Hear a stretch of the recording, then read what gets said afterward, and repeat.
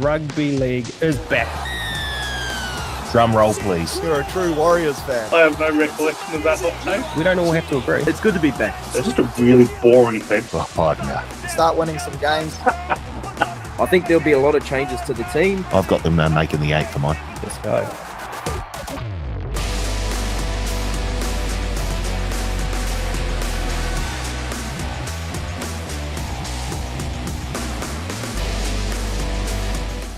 Hello, folks, and welcome back to the Advantage Line, TAB's Rugby League betting podcast. My name is Carl Tiley, joined today in studio by Paul Mawate. Paul, it's been a couple of days since we've spoken. Yeah, it has. How you doing, mate? Far too long. Yeah. No, I'm looking forward to this. Yep. I'm looking forward to it big It's time. going to be a good one. And we welcome back for the second time this week, Nick Tedeschi and Ben Searle from Surly Talk Sports. Teddy, how are you? I'm up and about. It's middle of the season, Origins tonight. Plenty of footy, plenty of gambling. It's what we're all here for, isn't it? And we're just talking off air. You know, there's a bit of blood in the water. I can sense a coach being sacked in the next few weeks.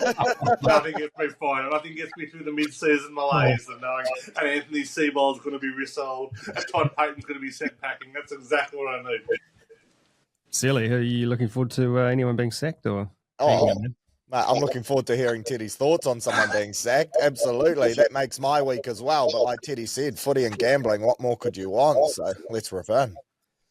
Good If stuff. you thought Woodsy was harsh to Billy Slater, Billy Slater responded over the top. Wait till I have a go at Seibold. Oh, there's an episode to look forward to, folks. Could be today. Could Just be heads up to the today. legal team. Heads up to the legal team. We've threatened Clear to schedules. pull the mic down and our cool little knob thing here, but we've never done it. But maybe today. Maybe, folks. Stand by. Oh, gee. Right, fellas, top tens. It's going well. Lot of DMs, a lot of conjecture. Oh, there'll be a lot of DMs with this one, I have no doubt. Yeah. I don't know how there can be any DMs with this one, but anyway, go on. Well, I'll tell you what, if you pull someone up that I don't like, I'm vetoing them straight away. Don't care if you like them or not. You're going to veto my favourite players. Exactly. Oh. That's the top 10 today. Can we just clarify, how many vetoes does everyone get? Let's do two today, eh? 2 each. Let's fire up. Oh, I'll save some for the back end of this one so that they get through Teddy. You could all have 10 vetoes each, and my list there'll still be some greats for you. If we've got to get down to Steve Wren, if we've got to get down to Jamie Feeney, we can get there. It's fine. So, if you haven't worked it out already, you probably haven't, because it's an absolute shambolic start. It's an energetic shambolic start, though. Give it But that. how else would we have it? It's always like that. Top 10 this week. Top 10 favourite players. That's very open. Anyone you want. I said to Paul and Teddy, please make them real players and people that our audience know, not players from the 30s and 40s, 60s, even 70s. Just come on. Wow. Okay, so let's wipe away a whole heap of history. Yeah. Okay. Yeah. Not a lot of people know. It's rare that you and I are on the same side of the coin here, Paul. But I'm 100% standing by your side on this one, Paul. If I had to guess, I'm going to say your two will come from 1990 and before. Mine and Surly's will be from probably 2000 and beyond. absolutely. Yours will be whenever Wade McKinnon's career was. It was a good career. Good career. First cab off the rank is 2007 Warriors Wade McKinnon. No, I'm kidding. I was going to say the first veto was about to be pulled out. So. All right, 2 vetoes. Teddy, give us your first player. There can be no debate about this one. The great Terry Lamb, played from 80s and 90s, won multiple premierships with the Dogs, a legend of the Bulldogs and beloved throughout the game. Terry Lamb. Veto. Nah, I'm joking. I don't know how quick it would be to jump through that camera, but I was coming right at you. Surly, who you got? Another one that surely there's no debate about. Joey Johns, the great. Anyone who can back up on a Sunday after what he did on a Saturday night is never going to get a veto from me. That's full of mortal status there. I'm scared because there's a good chance he gets vetoed just because Teddy's always in that kind of mood. But my favourite player, Tim Johnson. Sean Johnson, favourite player. No, I love SJ. You know that. Teddy's always do. been a fan of SJ. No, I do know that. I knew that was a safe one. Jeez, that's rare. There's a small list of New Zealanders who get full respect from me. And after Ryan Fox, Sean Johnson's on there. Paul. Cliffy Lyons, for mine, he had a superb career with Manly. He picked up the Clive Churchill medal in the 1987 grand final win. He was also part of the 1990 Kangaroo Tour of Great Britain, where he played an integral part in the second test win at Allen Road. The greatest test ever played. I was just about to say that is in my top 5 greatest rugby league games of all time. That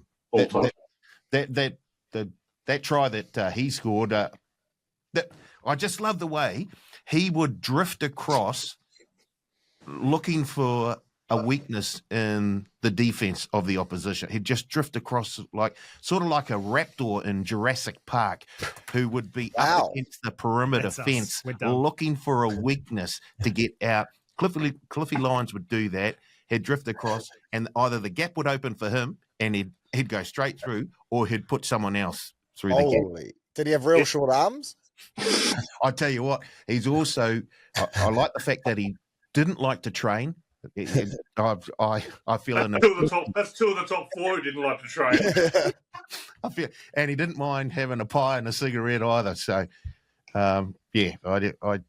Cliffy Lyons, my favourite non-Warrior player.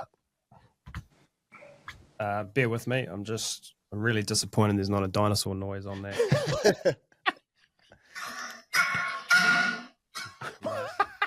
That's not a dinosaur either. That's Cliffy Lyons live. I don't know what that is. Hang on. We'll try again. Whoa. That was my tummy. I was going to say, is Paul hungry for some Murray? Sound like a mix between a tummy and a lawnmower.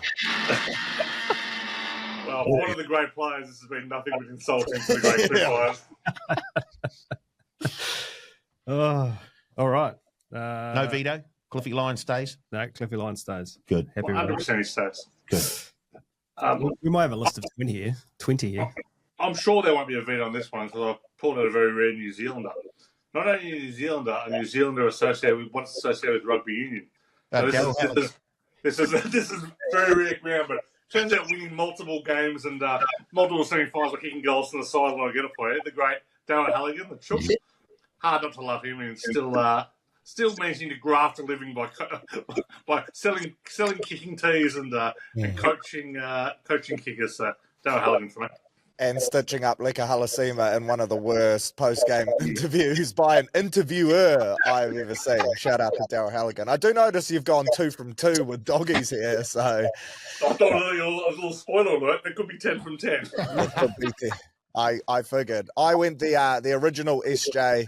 If Stacey Jones is the Prince of Penrose, then... Oh, sorry, if Sean Johnson is the Prince of Penrose, then Stacey Jones is the king. I've got him in there. The little general, how could you not love him? Yep. Fair. Very likeable player.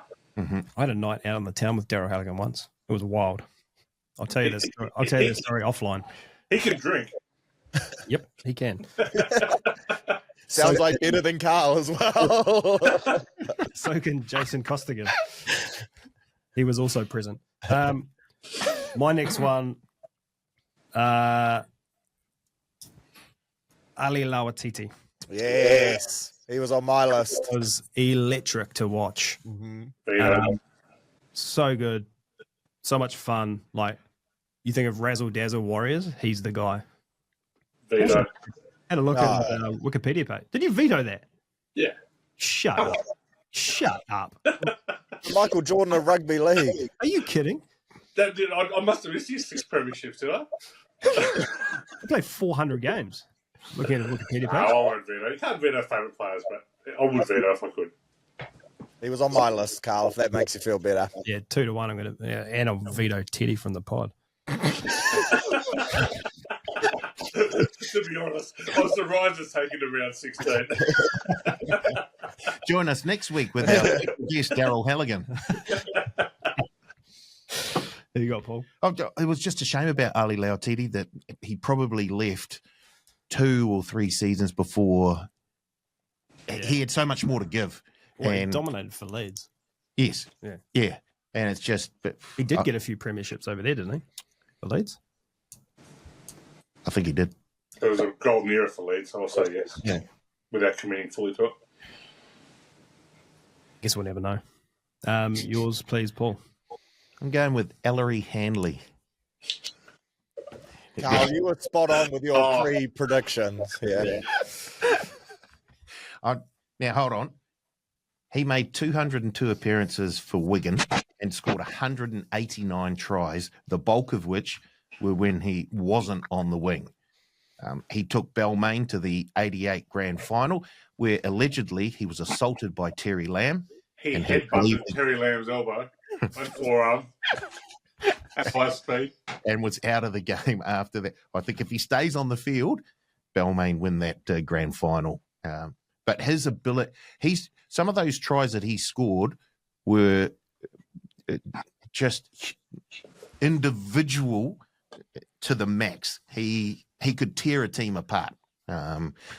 He had all the attributes that you needed to be a rugby league player. And although he only had a brief stint in the NRL, and I'd forget the second time he came back to Balmain, he was past his best then. But I think that 1988, where he took them to the grand final, plus his career in the UK and for Great Britain, made him one of my favourite players to watch. He was just a magical player. Well, a couple of things on Ellery.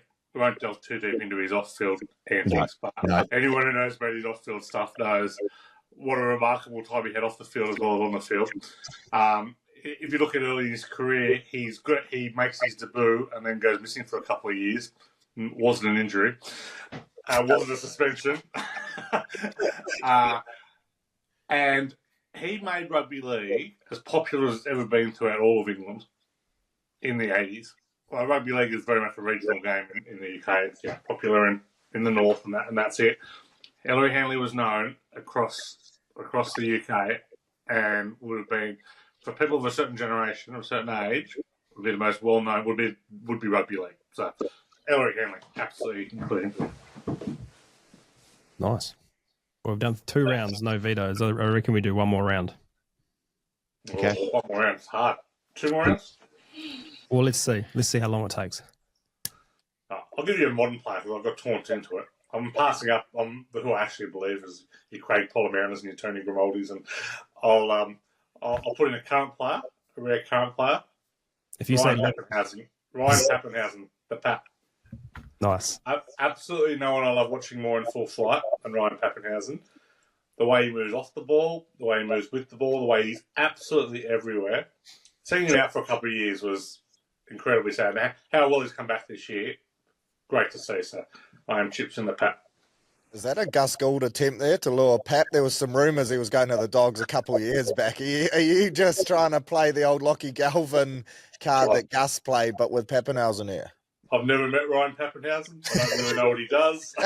I don't know his manager. Yeah. I just know. I've heard things. I heard he's a very good player. Yeah. And I was a Canterbury fan growing up, and he'd always be welcome at Belmore. We're not pursuing him, though. We are not pursuing him. If Ryan Pappenhausen or his manager are listening to the Advantage Line, that's a big, big win. Yeah. Thanks, Teddy Gould.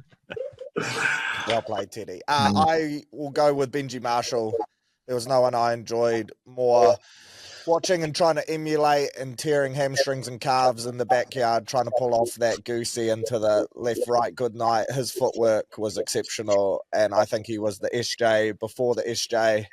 And when they linked up together for the Kiwis in those tests, that was special too. So yeah, I've got Benji in there. He's a great player, but he deserves a veto for his turncoat of rugby league, for being a turncoat to rugby league. Let's don't forget that. So Daryl Hamilton makes it in. Well, but he went the wrong way. He never went back. You made a mistake as a kid, then you come through and you say, "Well, that's okay. You can't go back. That's what you can't do. You cannot." What if he played under 2 caps? Well, in the old days, you wouldn't let league players go back, so there was no choice. And frankly, I like that. I don't. Did Benji get more than 2 or 3 games for the Blues? I don't even know who the Blues are. I just know he left to play rugby union, and it was very upsetting and a real act of treachery that the game should never. Maybe we can forgive a little bit, but we should never forget. The Blues are the team that Matt Duffy used to play for. Well, that makes sense. I think they're called the All Blacks, though, not the Blues. Oh, there you go. He had 6 games, scored a try, 2 conversions. Well done to Benji. What a career. So rugby union's still holding a grudge against rugby league. We're not playing with superstars, I say. My one, Todd Carney. I love Yes. Todd Carney. He's on my list as well. Yeah. He was great. I can see Teddy's pissed again. I'm not pissed. I'm just like disbelieving. Why? It's. I like. It was pretty good. He was pretty good. He was unreal. His skill set was elite, and just the charisma and the character he brought to the game. He should never have been dealt the cards he was dealt. No, I agree. Well, you thought a night out with Darryl Halligan was picked.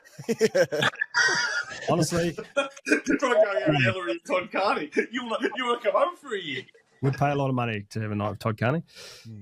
That sounds wrong. Yeah, jeepers. What list are we going through here? You can't come back from that. No, yeah, Paulie, your choice. He's gone. Vetoed himself from the pod. Oh, wow. Paul. He's Daniel vetoed himself. Oh, hey. Okay. Oh, toss up this one. It's between Sonny Bill Williams and Willie Mason. I'm going to go Sonny Bill Williams. No need to go any further. I veto it before it was for either of them. For either of them. Have both of them. I'm using both my vetoes. I will not be party to a list where Sonny Bill Williams recognised as a great rugby league player. He was on my list. I'll take my veto for the next 10 weeks and use it.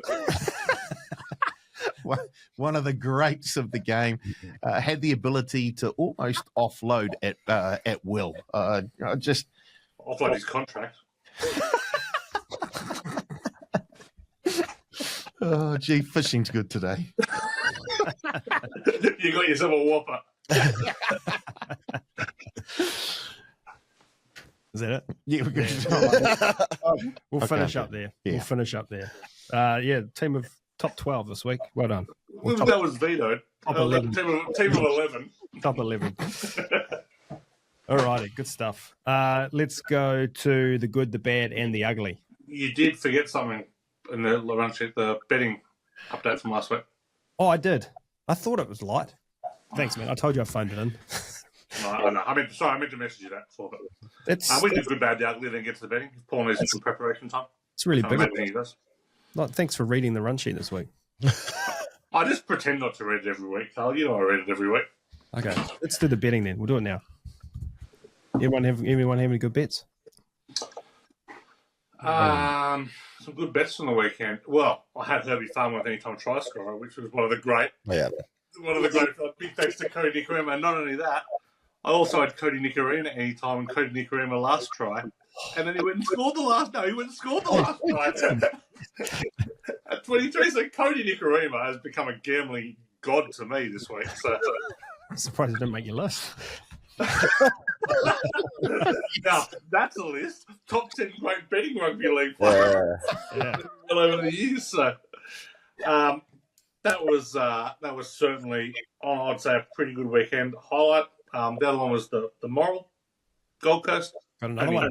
Only $4 shot Morals, but anyway, there we go. 28.8, 13 plus paid I think $11, which was delightful. So. And the cherry on top is Anthony Seibold's now under severe pressure. So, oh, gee, here we go. The bad news story though, Canterbury South is what everyone wants to hear. Laid the 7.5 points. Canterbury up 18-0 on their way to probably a 60-point win before Lightning stopped the game. And the second time I can ever remember Lightning stopping a game of rugby league. Come back out, still holding on. Try disallowed.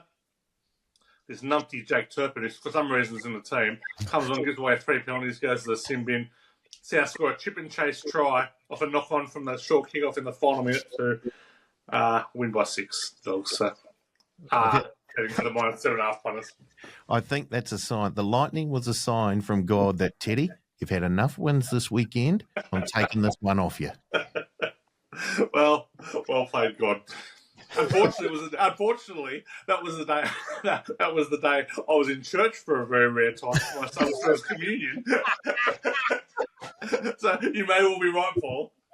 This is what happens. I might not have lit up on fire in the holy church, but I certainly had lightning come down at a very inopportune time later in the day. God was looking down. It's been a while since I've seen you here, Peter. You invoke my name a lot, but I've never seen you in my house. Where are we going? Well, we're still swapping stories. I'm on one of the great runs. I've won one bet in my last 20. Was it Newcastle under X points on the weekend? No, I should have. I didn't even back that. Like, I've given up on Newcastle now. Oh, I started taking Newcastle 0 to 10 points. Nice. Okay, I'm back. Anyone else, or should we get to show punting? Show punting. Oh, unless Surly wants to chime in. I had the reverse of Teddy though. I had someone send me in a slip that had Cody Nikarima next try scorer live in the game. They had $50 on it, paying 21s, and he passed the ball over the line, which has to be the worst beat in NRL history. Ouch. It does, but just a shout out, kudos to the guy who's betting on next try scorer. Yeah, that's severe. Oh. You are in deep on next try scorer. Yeah, trust me, the amount of bet slips he sends me every weekend. we'll stop talking about it there, eh? We'll move on to the gamble responsibly, New Zealand. How'd we go, Paul? Righty-ho. Blake, last week, had the Bunnies plus 7.5. He was quite happy. Oh. Yes. Has he already sent flowers to Jake Turpin and Adam G for that one? 11-3 penalty cut. His try scorer was Khan Pereira at $2. That's sensational money. Then his same game multi, Sharks to win, Hiroti, Mulitalo, and under 46.5, no good. Then his anything bet, Nawakanita Wasi, Herbie Farnworth, and Alex Johnston all to score tries. That was no good. He was down $5 for the week. He's up $545.25 for the season. Good work, Blakey. Nice work. Surly, who, funnily enough, set an alarm and sent his tips through. He had Manly. Well done, Sealy. Yeah. Well done. It didn't bring me any luck. I should have just not sent it through. He probably should have stayed out of this one. His best bet, Manly and the Roosters both to win. No good. Then he had Wakanita Wasi to score a try. No good. You're pronouncing that incorrectly, Paul. Rugby bloke. That rugby guy. His same game multi, Olakawatu, Kola, and Khan Pereira all to score tries. No good. And then his anything, Tupou, Isaako, and Kola all to score tries. No good. Down 150 for the week. Down $225.05 for the season. What a fall from grace. Carl. Thanks, Carl. Roosters and the Dolphins both to win at $2.23. Nice. Hey. DCE to score a try. No. Thanks, pal. Same game multi. Roosters minus 6.5. Well, that stops there, doesn't it? Young and Nawakanita Wasi. And then as anything bet, Roosters minus 24.5. So Carl was down 38.50 for the week, and he's down 66.80 for the season. What a fall from grace. I was. Oh, nice callback. I was fishing in the right areas, though. There's no way. 12-8. What a shambles. Teddy, best bet, Dragons plus 10.5. No. Well, I'm glad that I got the 12.5 late, so at least someone won. Herbie Farnworth, no. Yes, at $1.90. What do you mean, no? There was a theme happening. Same game multi, under 46.5 in the Dogs Bunnies game. South to score under 18.5, and Bronson Sherry to score a try. No good. And anything bet, Titans to win and Knights to win. Oh. So he took the Knights to win, but to also score under 10. No, I was very keen on the Knights till Fletcher Sharp was ruled out. And when Fletcher Sharp was out, so very stiff on that one. The Dragons jumped plus 12.5 and won, and I was off the Knights by the time of kickoff. Teddy was down $55 for the week, and he is up $273.75 for the season.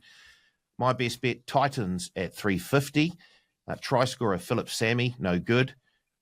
Same game multi, Titans, Khan Pereira, Philip Sammy, and Kohler all to score tries, no good. And my anything bet, Roosters to win, Dragons to win, Titans plus 11.5, Rabbitohs plus 7.5. That came out at $8.05. That was a win. I'm up. It was not a win. Was it? Five. What was? You said The Dragons. second one. Dragons didn't win. Dolphins. Sorry, Dolphins. There, have a look. Have a look. Roosters, Dolphins, Titans plus 11.5, Rabbitohs plus 7.5. That was a win. I was up $226.25 for the week. With an asterisk. Oh, jeez. Let's go back and listen to last week.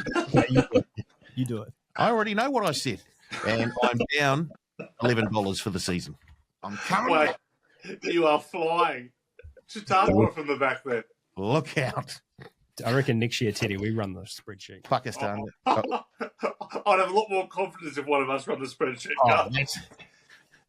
You're vetoed. It's now mine and Shirley's show. Yeah, good. There'll be some quality punting. We're both in the negative. What if I do this? I've turned him down, folks. He's gone. I don't think so.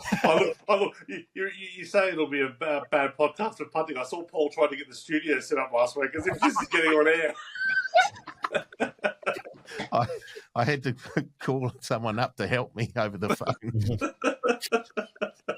Shambles. Alrighty. The good, the bad, the ugly this week. I'm going to start with my good. Another team getting a line put through their premiership hopes. The Dolphins scoring 50 Against the Cowboys. Against the Cowboys. A couple of things. I went and had a look at the teams that can no longer win the premiership, having had 50 put on them so far. How many out? Yeah. Cowboys are gone, thanks to the Dolphins. The Dragons are gone, thanks to the Dolphins. Tigers are gone, thanks to the Storm. Titans are gone, thanks to the Cowboys. The Eels are gone twice. Raiders and Storm both put 50 on them. And the Roosters had 50 put on them by the Broncos in week 1. So that's 6 teams gone. And also just on that, Dolphins flying, scoring points at will. After not cracking 20 points in the first 4 games, they've gone 6 of 10 by 30, scored 30 or more since then, with a 28 as well, a couple of 50s, a couple of 40s. Best team to watch in the comp right now. Good to watch. Yeah. Who? Dolphins? Yeah. Dolphins. They play early. They play, they attack early. They play the width of the field. Very few teams play with the width they do. And, well, he's not one of mine. I know a lot of people pump him up, Isaiah Katala, but he's been very, very good over the last 6 to 8 weeks. So they're doing well. They've got a lot of injuries too. Pat's out for the year. Tommy Gilbert's out for the year. Safi's out for the year. So they're doing it with a head-down team. For those of us who were on at the top 8 at the start of the year and top Queensland team, holy moly, loving life. That was my good as well there, Carl. Yeah, good. Tell you what, they've got a really, really good chance this week to make it 3 lots of 50 in a row. Well, the Knights aren't a bad defensive team, but I'll tell you what, they're not going to be able to score enough points to go with the Dolphins. Exactly. Sealy, you want to go? Mine was the Dolphins as well. I just had 158 points to 18 in the last 3 in the last 3 games combined. How can they not be? You're good at the moment, and like you guys said, they're just such a pleasure to watch. I thought without Hammer they'd lose a bit of a attacking strike, but they just move Averillo there, and they still look like a great side. So Averillo's played better at fullback. yeah, he's good. Obviously you're going to keep Hammer at fullback, but Averillo's great at fullback. Is that Madge Maguire? Focus on what we're doing, man. I'm the same. Really? Well, am I not allowed to be? You are? Oh, yeah. Well, I think that's the first time we've all been the same on one of these. I thought Teddy was going to go somewhere else. And wait for the bad and the ugly. No, I'm going to say it. The Warriors naming 7 hyphenated names in the lineup this week. That was why I have Penrith 13 plus. I was saving that. Sorry, that's why I have Warriors 13 plus against Penrith. I was saving that, but I understand. You got 5 in the backs. You got 5 hyphenated players in the backs. I get all that. You got to keep Metcalf on the team, sure. Surely we could have dropped Adam Pompey for someone. Surely we could have found a hyphenated player to slip into the centres. So I went ahead and look at both the top squads. There's only 8 in the whole, 8 hyphenated names in the top 2 squads, and they're all on the 20. However many? How many do we name? 21. 21. Oh, because Eddie's in there as well, eh? Eddie's in there as well. So they're all on the 21 this week. All 8 of them. Outstanding stuff. What are we up to? Bad. My bad is the Dragons, Shane Flanagan loving his son and going all in on his son. Sorry for loving your son. What a horrible man. Going all just the Dragons halfback situation or the halves situation. They missed Ben Hunt. They haven't had a decent halves pairing since Benji Marshall and Gareth Widdop in like 2014. I don't think they were that crash off from memory. Well, in terms of names and lights, they were, but maybe they weren't for the Dragons themselves, but they are in all sorts of trouble. People could go on about Kyle Flanagan. I don't disagree. He's a rubbish player, wouldn't get a start at a club. But like he's kind of crafted this in a way where there shouldn't be any pressure. Like I don't think there's any question in the world he's better than Lachlan Ilias. So like, what are you going to do? Go and shove a forward and halfback? This is like a longer term thing where he's crafted so there's no competition for Kyle. That's going to be the bigger issue. Not playing Kyle this week because you can't have to play Kyle this week and next week because there's no one else there. Unless you're going to throw another kid in to play with the other young kid, King Tonga. Yeah. King Tonga is going all right. I don't mind him, man. I think if you match him up with another senior halves partner, I think he'll go a lot better as well. I'd have my last at Toby Sexton will be halfback there next year. Mm-hmm. Yep. But it will almost certainly require them to resolve Flanagan. As in Shane. Which I think is somewhat. We'll save that for next week's result with Coaches Pod. He could all. Flanagan could go to Manly, I guess. Teddy, what do you got? Well, while we're on coaches, the Anthony Seibold situation at Manly. Get the microphone pull ready, Carl. What a complete debacle Manly have fallen into. And it all comes from him and the CEO Mestrov. To lose to the Titans and the Knights in consecutive weeks is about as low as it gets. But to have no real idea as to what to do about it is appalling. He likes to push himself as this Harvard educated intellectual coach. I've never seen a coach who makes something so simple and easy to defend so complicated. He's throwing out dirt sheets to his players on Monday, which has annoyed everyone at the club, whether you're a good player or a bad player. Instead of just going and chatting like a coach should do and communicating, he's pulled out a file on everybody, had 7-minute interviews with them and tell them what they're doing wrong without offering solutions. He has run Tom Trbojevic into the ground. Tom Trbojevic has come back way too early, maybe 3 times this year from injury. I know he needs turbo, but that's ridiculous. If I'm turbo, I'm beyond annoyed. The Trbojevic and Danny Cherevans went to Mestrov last year and said Seibold doesn't have the support of the players, should have been gone, got extended for some reason. The relationship between Tony Mestrov and Anthony Seibold is ridiculous. Mestrov will be the first to go and Seibold will be out the door straight after. It is appalling immediately, and there's a little bit of 150 to 1 floating around them for the wooden spoon. Absolute runners, because the backside has fallen out of this club, and if Manly are sensible, and if they go down the next few games, Trbojevic has been put on ice for the rest of the year, and they're in a lot of strife, big time. Do you think Seibold could be gone before the end of the season? I think Seibold could be gone in 2 weeks, and the only way the situation gets, they've got to buy in 2 weeks, and they've got a couple of easy games. I think they've got a couple of winnable games.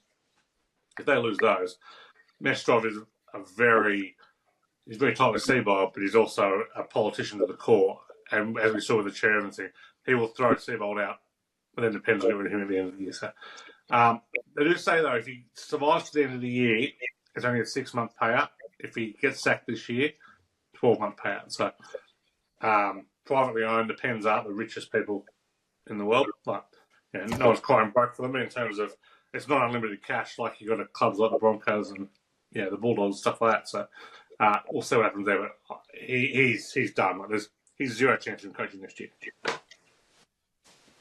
That was my ugly. So I'll just Same. That was my bad. The debacle that Manly is, not just off the field, but on the field. They look terrible against the Titans on the weekend. They've got the DCE saga that they've been working through as well. It's just, this is the perfect storm for Manly. And I agree with Teddy. The spoon is a realistic chance. with only 2 points, 2 points off last. Obviously, points differential plays a factor there, but yeah. So that was your bad, was it? Yep. Surly, your bad? My bad was the Bankstown Barbers. Jake Turpin, Lockie Galvin. Surely there's a better hairdresser in that proud state than where those two are visiting, because together they're dumb and dumber. Their lids are anyway, and they need to sort that out ASAP, because there's some great lids in that team, but the difference from best to worst is just astronomical, and surely that was a roll of the dice and a stitch-up. That can't be fair dinkum. There is not a single good lid in that team outside of Red Marty, who puts a bloody headgear over the top of it. Hey, Josh Curran, Preston, beautiful hair. Disgraceful hats. Oh, gee, what about the Fletchers up Newcastle way? Crikey. This goes to show where Surly's at in life. He's obviously coming out of the early 30s into mid to late 30s, like had a guts full with young people and expressing yourselves, and welcome, mate, welcome. That Jake Turpin lid. I thought the Galvin one was bad. That got him. That has to be a dare. That has to be late for training or something. You thought his lid was bad. Did you see his performance? His lid was the highlight. Cost Teddy a packet. My ugly's done. Surly's ugly's done. Teddy, what do you got? Aaron Woods' comments on Billy Slater and then Slater's return of fire. I thought Aaron Woods was maybe a touch out of line. I'll bring up a bit of the personal stuff. But, he's Origin. He did play, he's thinking some of the stuff that Queenslanders say about the Blues going back the last 20 years.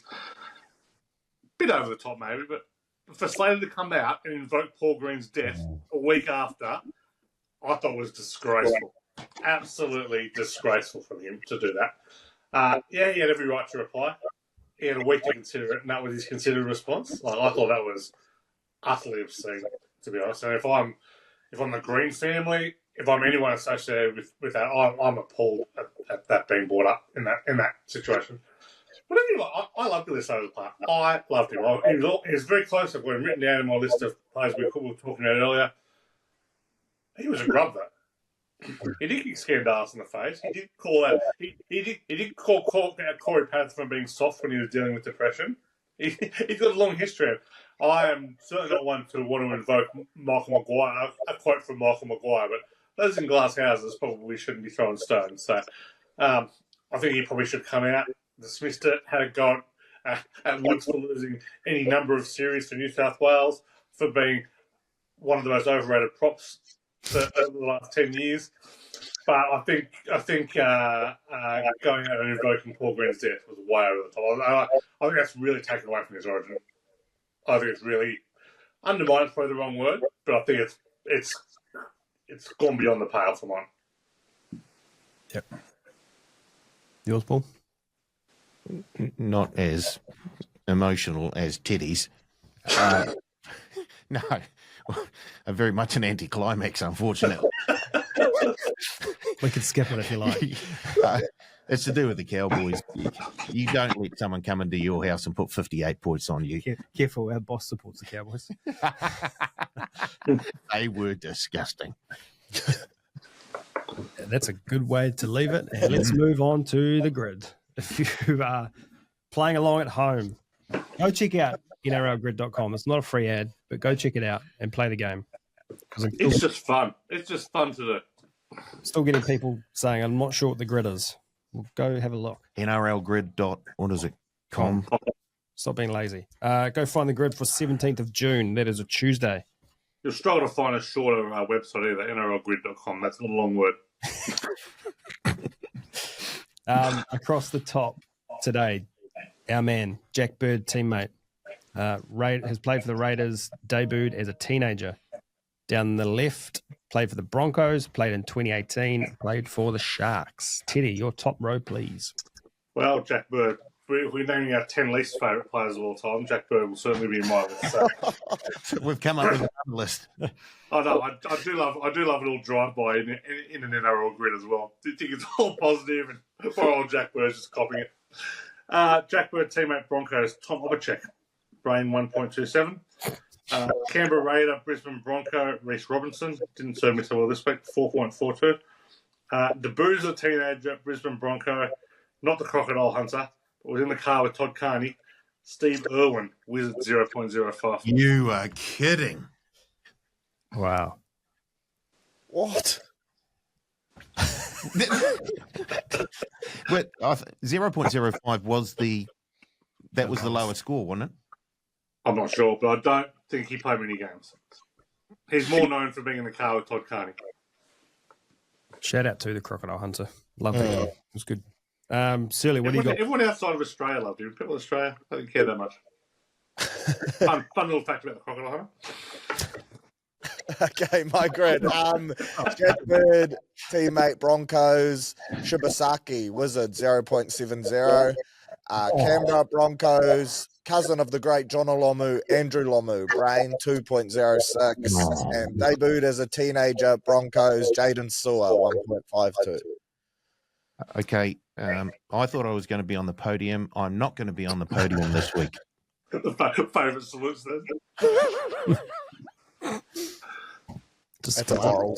That's a moral. Really tight between us, I think. The fourth. You go if you like. Corbin Sims, brain 1.79. I'll relinquish third place now if you tell me you got the other two Sims in there as well. I don't have the other two Sims. We'll fight on. But I've got another one of your favourites, Daniel Vito, 4.29. WWE superstar. And Todd Lowry, former Warrior, 1.37. Matt Lodge, 2.16. WWE superstar, Daniel Vito, 4.29. And Israel Folau, 0.75. Oh. I thought of Folau and I thought, no, he'll be high up. Teddy, middle row. Doesn't get high ball. He's straight to an 80. And I was going to do Ben Eichen, but he debuted before 98, but he was still a teenager when I was thinking the same thing, Paul, and I just thought I don't want to risk it. Jack Bird teammate played in 2018. We've mentioned him multiple times in this podcast. Jake Turpin, Wizards 0.60. Raider and played in 2018. Former Australian prop, unbelievably. Shannon Boyd, 1.47. The Bruiser teenager played in 2018. Sione Matiutai, 0.36. Wizard, brain, sorry. Jack Bird teammate played in 2018, also with a great haircut, same as Teddy mentioned. Jake Turpin, Wizard 0.60. Canberra Raider played in 2018, one of the great Warriors, Dynamis Louis, 2.22 points. And then debuted as a teenager, 2018, Jason Tamalolo, 1. I was quite happy with that. I thought he'd be higher than that. Jerome Luai, 1.07. One of the great Warriors, Charlie Gubb, Wizard, 0.48. I played against Charlie Gubb. Jerome Hughes, 0.58. Oh, Paulie. Wow. Jack Bird teammate played 2018, James Sigiaro, 1.16. Raider 2018, Sam Williams, 1.29. Debuted as a teenager 2018, Nathan Cleary, 0.71. What did he do with the rest of his career? Exactly. Barely a first grader. Jack Bird teammate, Shark, Ricky Lutelli, 1.76. Canberra Raider, Cronulla Shark. I believe he had a cousin who played rugby union. I don't know his name, though. Andrew Lomu, 3.12. And the Bruiser teenager and Shark, Mawini Hiroti, brain 0.46. Oh. Really? The row that lost me the grid. Jack Bird teammate, Sharks. Kurt Capewell, just because he's a Warrior, 2.86. Canberra Sharks, Royce the Choice Hunt, 5.99. Killer. And then debuted as a teenager, Sharkies, Bronson Jerry, the multi-killer for Teddy at 0.79. Ben Barber, 2.58. Andrew Lomu, 3.12. Phil Bailey, 0.91. Ooh, you deserve better for that. Phil Bailey, go on. Jack Bird teammate Shark, Jeremy Lattimore, 2.33. Raiders, Sharks, the Great Kiwi, Bronx, Goodwin, Brain, 1.34. Wow. And debut as a teenager, Sharks, Albert Kelly, 0.82. Sheesh. His debut was one of the all-time debuts as well. He dropped about 100 bombs. Yeah. Scores. 13.5. Ooh. 17.7. When you're ready, pal. 16.2. Oh, he's on. No, he's not. 14.8. No, I am on the podium. On the podium. I'm gone. Favourite betters get torched. What do you do? I had 17.7. Royce Hunt smoked me. Knocked you from first place contender off the podium behind Paul. Three wizards and a brain, and I came fourth. That's like a bad pit stop in F1. Unlucky. I do like the ones where it's like debuts a teenager. Like they really get you thinking of it. Yes. How's it going? What a fall from grace. Alrighty. Head to head this week, fellas. Around the room, Teddy, Surly, Paul, myself. Tigers, $3.20. The Raiders, $1.35. Canberra. Raiders. Warriors, $1.24. Panthers, $4.10. Warriors. Morals. No, that's Teddy's line. Just Warriors. Don't use that. You No, leave that sorry. to Teddy. Apologies. Warriors. I was really nervous Teddy was going to say Panthers there. The podcast isn't done yet. Dolphins, $1.33. Knights, $3.35. Dolphins. That's at HBF Park in Perth as well. Dolphins. Dolphins actually $1.26. Knights now $3.90. I will also take the Dolphins. Rabbitohs $4.10. Storm $1.24. Storm. Broncos $1.50. Sharks $2.60. Sharks. Morals. Oh, that makes me nervous because I went Broncos. Sharks. Roosters $1.44. Cowboys $2.80. Cowboys. Morals. Whoa. This is the 50-point bounce back. I don't think we've talked about double morals one week. I don't know if that's allowed. We've had two in a week twice. Okay. Okay. Good to know Okay. your stats. I had the Roosters, but I'm going to be multing up the Sharks and the Cows for sure. Cowboys. I also had the Roosters, but I'm very nervous now. Eels $2.15. The Titans $1.70. Eels. Titans. Eels. Titans. No idea. No. That's just a pure guess. Yeah. Alrighty. This week, let's look at Tigers $3.20, Raiders $1.35. The line is at 8.5. The total 47.5. Jet Stewart getting a start on the wing for the Raiders. Alex Twal and Fanua Pole back for the Tigers. Teddy, what do you got? Just your nepotism. How good. The Raiders are going to be very hard to beat here. I think they've got a great record against the Tigers, 12-14. Tigers won the last meeting, 48-24. That was about a year ago. Raiders won 3 of the last 4 at Campbelltown. Tigers, they've covered 16 of the last 23 as an underdog of 6.5 or more. But they've covered just 5 of the last 14 at Campbelltown, won just 2 of them. So that's a concern. Real crossroads game for the Tigers as well. They're really, expectations were high this year, and they've got to be sliding back into that bottom 4 pretty soon if they don't start winning soon. Luai also coming back from Origin, well, that can't help their preparation. Raiders covered 10 of 13 off a win, 8 of 11 off a win of 13 plus, 8 of 9 against teams outside the 8. They've covered 7 straight at night. I don't know how you go past the Raiders here. I don't know whether the break was good for them or not. Ricky seemed to suggest it would be handy for them, but based on what I've seen so far this year, it's hard not to be with the Raiders. They're in a bit of a smoke job. Can't disagree with that. Paul?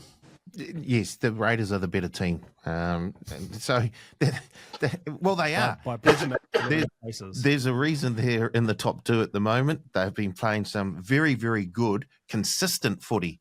I just can't see how this Tigers team can pick this Raiders team apart. They're just, even with the injuries that the Raiders have, there's still the lineup is just, for mine, far superior. And Sticky has got them humming this season. He has. Anything to add, Surly? Nah, just on what Teddy said with that period coming up for the Tigers. Like, they're a win off the 8, but they're a loss off being tied for last. And after this game, they got 3 away games on the bounce against Manly, the Chooks, and the Mighty Warriors. So their home record has been woeful this year too. I think they've won 2 of the 7. So I think the Raiders get them, and they will be better off the back of that bye too, because like they've done so well. They've got their 3 byes still to come, which is crazy to think. Like they're top 2 almost locked, aren't they? Yeah. Yep. Oh, I don't know how they're not red hot favourites for the minor premiership. Well, they've got a very easy run on. We might have a wee look at that later on. Next one, Warriors $1.20. What did I say? $1.24. $4.10. Is the line still 13.5? It was the last time I had a look. It's not like you've got a computer there or anything. Total was 45.5. I assumed it was just a show. I don't think there was actually anything happening in that computer car. Still trying to log in. No, it's the operator where there's nothing happening. Wade Egan back. Graham Telfer to play in the centres. Penrith, no Origin stars. Surly, I'll give you first word on the Warriors. Anything come out of camp we need to know? Not really. This is the first week that Moala Graham Telfer was available to be selected, so it was good to see him back in. I would have been interested to see if Taintoa Piki would have been in there if he hadn't have copped that pretty nasty late shot in that New South Wales Cup game, which has ruled him out of this one. So he's probably stinging a little bit, but no, Tamare Martin's 100th game, Marata's 50th for the club. You mentioned the 7 double barrel last names in the 17. That just screams a rugby league side ready to go. Fish up against Moses Leota. That battle's going to be a great one to watch. 2 great mates, but 2 alphas on the paddock. I reckon we get the job done here. The boys are so excited to be back at home. Feels like they've barely been at home this year. What? Well, I think the Wars win, but I think the line's way too big, 13.5 against that Penrith. So even with their Origin stars out, the Warriors haven't smashed a whole lot of teams this season. And look, this Penrith team is starting to turn things around. 13.5 just seems just a wee bit large for mine. They just put 40 on the Sharks at Shark Park. Yeah. No Origin lads and 7 double barrel last names, Paulie. 7. I'll take the plus 13.5. Thank you. Teddy, tell us why you are taking the plus 13.5 as well. Yeah, Paul's right. This line is stupid. First of all of the complete stuff-ups in the NRL draw, this game might be the worst for them. I very rarely feel sorry for Penrith. But to literally not have an opportunity of sending your players over there, there was zero need for going to be playing New Zealand this week. When you're playing an Origin in Perth. Like, zero need. So you've got 26 other rounds to give them their 12 home games, so just silly. I disagree. Yeah, I disagree too. Kirk Capewell robbed of another Warriors cap. That's the only thing that the NRL's done wrong here. The 5 guys out. That's a masterstroke for Landry. Well, that's my concern with the plus. They're not going to have someone who misses as many tackles on the edge as they normally do. Penrith obviously have a great record. All that record stuff can probably be disregarded. This is also the first Penrith trip to New Zealand since 2019, so long time between drinks there. But for mine, interstate double-digit underdogs during the Origin period cover at 67%. Interstate dogs all up cover at 64%. This line's normally way overinflated. Penrith have covered 9 of the last 11 as an underdog. They've covered 20 of 29 against top 4 opposition, I'll be with the plus here. Not confident at all. I don't disagree that this could get way out of hand. If the weather's good and the wires are on and the attack's flying, this could easily be 40. But I think more often than not, this is probably just going to be Warriors will try and win this on the back of their defence. This will be a grinding 24-12 comfortable win for me. So I'll be happy to take the plus. If you look at when the Warriors have put on a big performance this season, they beat the Sea Eagles by 20. Next week, they beat the Roosters by 8. That was at home. They beat the Knights by 14, and then they beat the Cowboys by 4. That the line is crazy. You're crazy. Yeah. Couldn't disagree more. Couple of stats on the money. Only 60% of the money in the head-to-head market with the Warriors, obviously, because the Panthers are so big. And the outsiders there.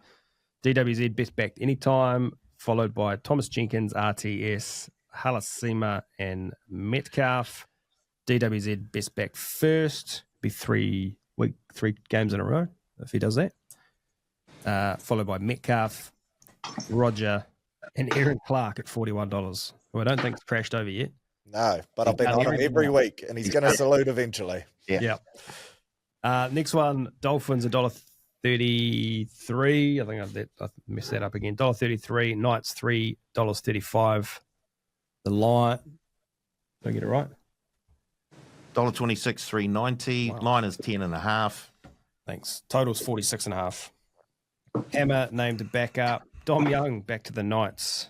Katoa to captain the Dolphins. What do you got, Ted? Yeah, Newcastle have historically played Dolphins pretty well. They've won 4 of the 5 matches, won 26-12 in round 2 this year. Probably the Knights' best performance of the year. Covered the last 3, but I don't know how you know with the Dolphins on this one. Teams are scoring 50, 19-11 against the spread the last 4 years. They've covered 6 of 8. Teams off a win of 50+ in the last 4 seasons. Underdogs have covered 4 of the 5 at this ground, but the Dolphins have covered both their starts at HBF Park. Knights 6-13 against the spread in daytime games. They've double-digit favourites covered as 36% during the Origin period. Yeah, I'm reasonably confident the Dolphins can run away with this one.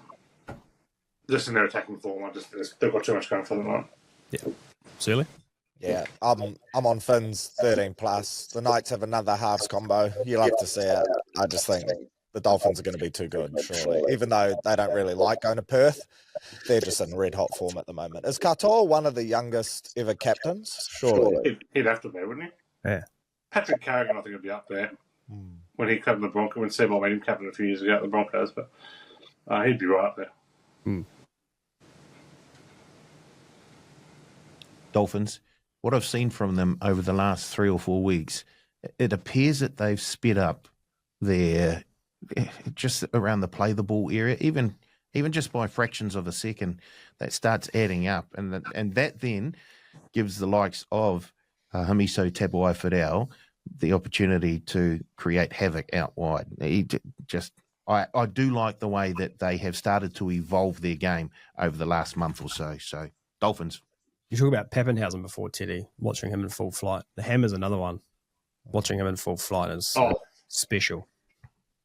Outstanding. Hammer at full flight, you're spot on there. I'm with you on. Broncos $1.50, Sharks $2.60. The line is 4.5 for this one. The total 48.5.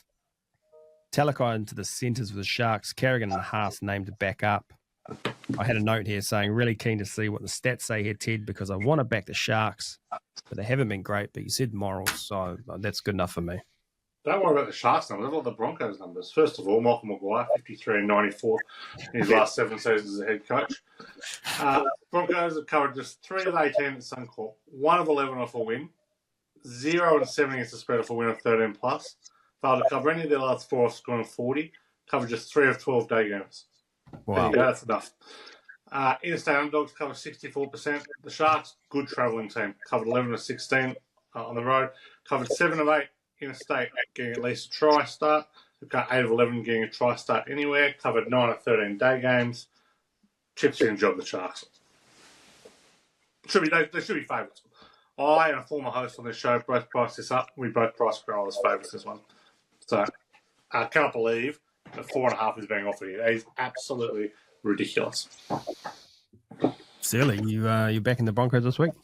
Yeah, I am, purely just off the back of how good they looked before the bye and the return of Reece Walsh, who can be rocks or diamonds. So that can be the best thing, having him back, but it can also be the worst because of the amount of errors he can make when he's not on his day. But I just like the spark he brought to their attack, his ability to just play eyes up, use width, those cutout balls he throws.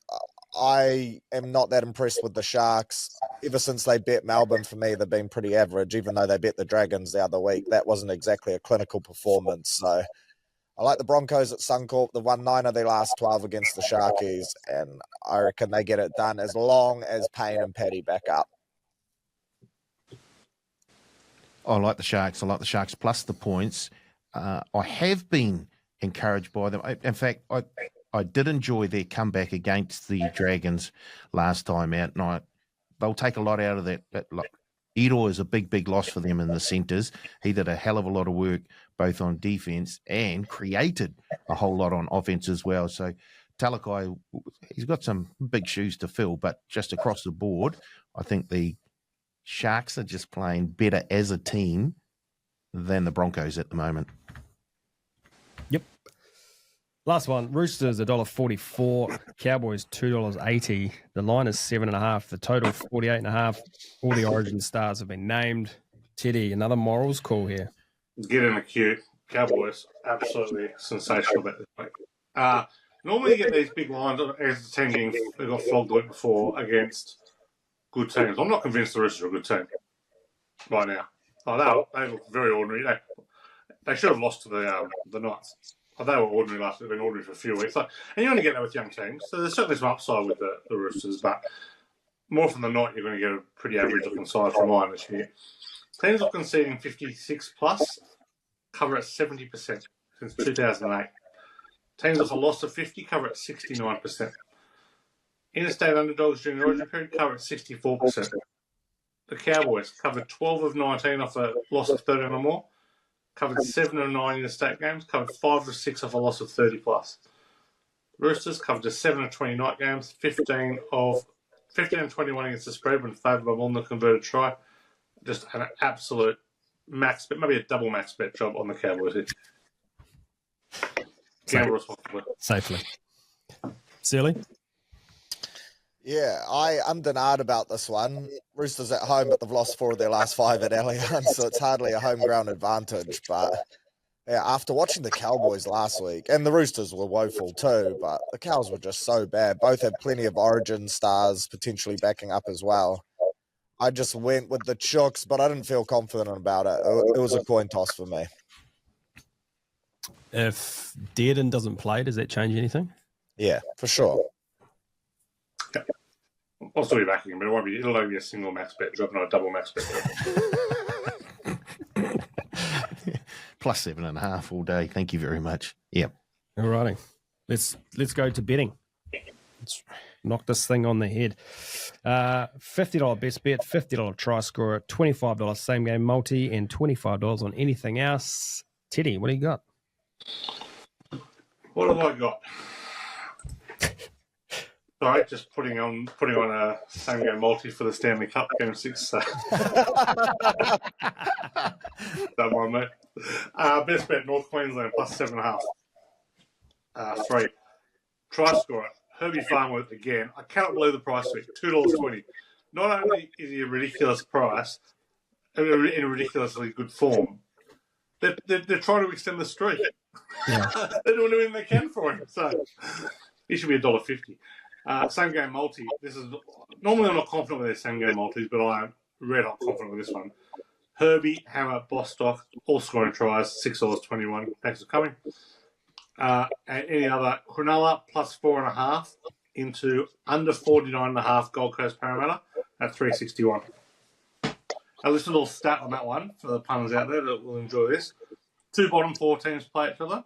The under hits at 69.4%. The 2 bad teams desperate for a win. So you're going to get, I think, unders is the way to punt on. What game is that?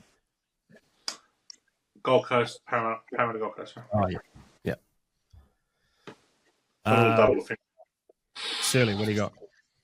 Yeah, back me with caution, punters, because I am chasing some fill-ups here to try and get back in the green.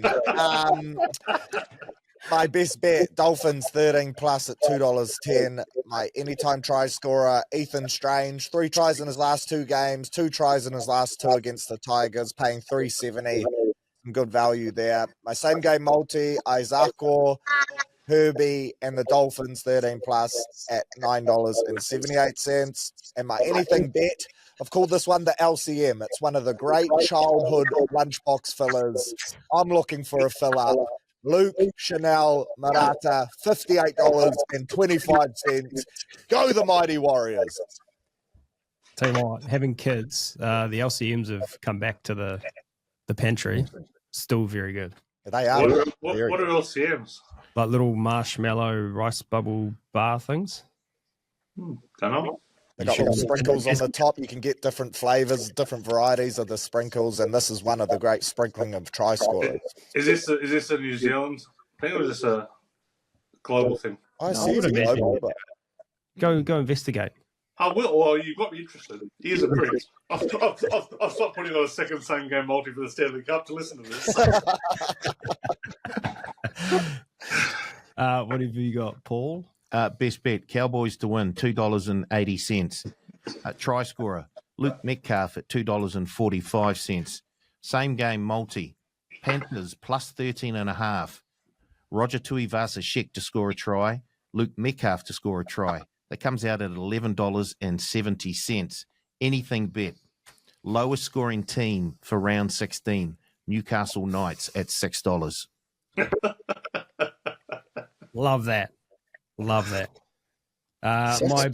best bet, the Dolphins 13 plus at $2.10. My try scorer, Luke Metcalf at $2.45. I was close to taking Herbie as well, Teddy at that price. And I'm just like, I'm getting there like, well, it's got to come to an end at some point. Like, Does it? Well, maybe not. And I mean, They're trying not to. And the night. It's probably not going to come to an end when they're going to score 40 on a side. So the problem with him last week was he was just being too selfless. He was passing when he could have scored. My same game multi, I'm in all sorts because you've the whole Cowboys moral stuff. I wrote something down, I crossed it out, I've gone for something out, but I'll go back to my original. Roosters head to head, the rugby guy to score a try, and Hoya to score a try, paying $4.69. That's Nawaka Nitawasi for the purists. And anything else? Dolphins Knights, the Dolphins to score 41 plus at $5.20. That's us. I mind it. Boom shakalaka. Pardon me? What?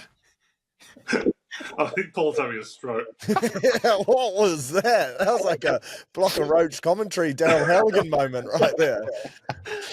Blocker was one of my favourite players. We are done.